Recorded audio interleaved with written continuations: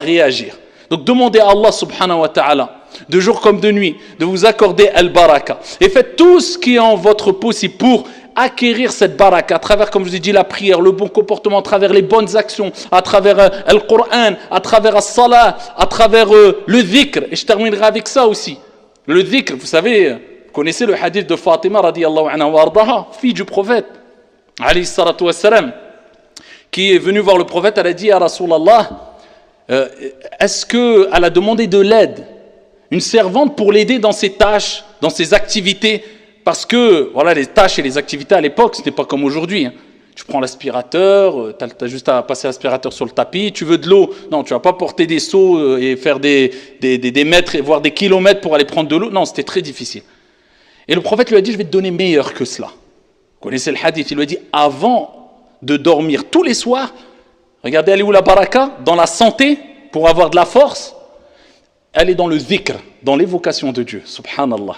Elle est dans d'autres causes aussi, bien sûr, hein, dans le fait de faire du sport, de s'entretenir. Mais nous, en tant que croyants, on a cette conviction. Elle est dans le rappel de Dieu. Il lui dit, avant de dormir, tu dis 33 fois subhanallah, 33 fois alhamdulillah et 34 fois Allahu Akbar. Eh bien, après qu'elle ait mis en application cette recommandation prophétique, eh bien, elle n'a plus eu besoin d'aide. Alhamdulillah. Elle a eu une bénédiction telle que, eh bien, elle se suffisait d'elle-même. Elle n'avait plus besoin d'aide pour ses tâches ménagères et elle avait une facilité. Ça, c'est un conseil qu'on a à donner pour les hommes et pour les femmes, et particulièrement les femmes qui se plaignent quelquefois en disant j'ai trop de tâches, de responsabilités à la maison, les enfants, etc. Eh bien, est-ce que tu as béni ta journée? Est-ce que tu as fait les causes pour que ta journée soit bénie? Est-ce que tu as fait du dhikr? Est-ce que tu as commencé par la prière à l'heure? Est-ce que tu as fait tes invocations du matin? Est-ce que tu as fait tes invocations du soir? Est-ce que tu as lu le Coran en priorité pour qu'il y ait une bénédiction dans ta journée? Si la réponse est oui, eh bien t'inquiète pas, ça va se faciliter pour toi. Les choses vont s'arranger. Si la réponse est non, eh bien c'est de ta faute. Tu as cherché où il ne fallait pas chercher l'aide et l'assistance. Et la force physique. Eh bien, Ali ibn Abi Talib, son mari, il a dit depuis ce jour-là, je n'ai plus jamais délaissé cette invocation. Ali ibn Abi Talib radiyallahu anhu wa arda.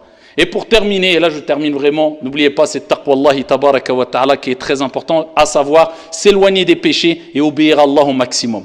Plus tu obéiras à Allah, plus ta vie sera bénie. C'est pour ça qu'Allah dit dans le Coran وَلَوْ أَنَّ أَهْلَ الْقُرَىٰ آمَنُوا وَاتَّقَوْا لَفَتَحْنَا عَلَيْهِمْ بَرَكَاتٍ مِّنَ السَّمَاءِ وَالْأَرْضِ وَلَكِنْ كَذَّبُوا. Allah a dit si les habitants des cités avaient cru et étaient pieux, avaient adoré Allah, avaient obéi, nous aurions certainement ouvert pour eux les bénédictions du ciel et de la terre. Mais ils ont démenti, alors on les a